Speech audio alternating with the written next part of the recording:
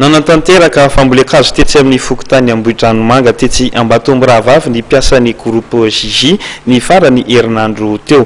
Zanakazo arivo no nambolena natria izany ka tao anatin'ny velaran-tany mirefy 2 metatra toradro.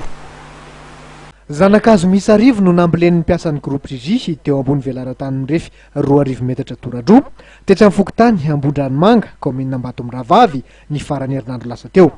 Amin'ny maha-orinasa mandray andraikitra ny groupe JJ tokoa dia napetrany ho adidy ny fiarovana ny tontolo iainana.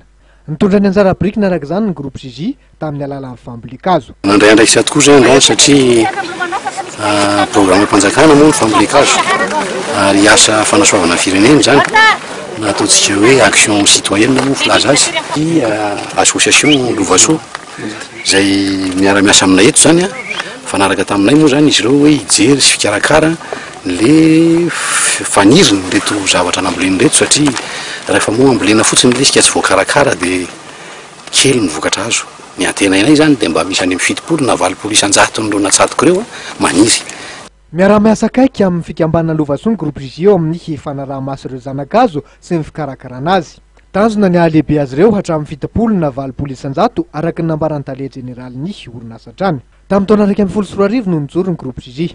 Orinasa misy avaly no mivondrona ao anatiny. Misahana ny sehatry ny asa vaventy ny tao-trano, ny fanondrana entana sy ny asa fitrandrahana ny groupe JJ. Tao anaty lanonam-pianakaviana tanteraka no nizoran'ity fambolekazo ity.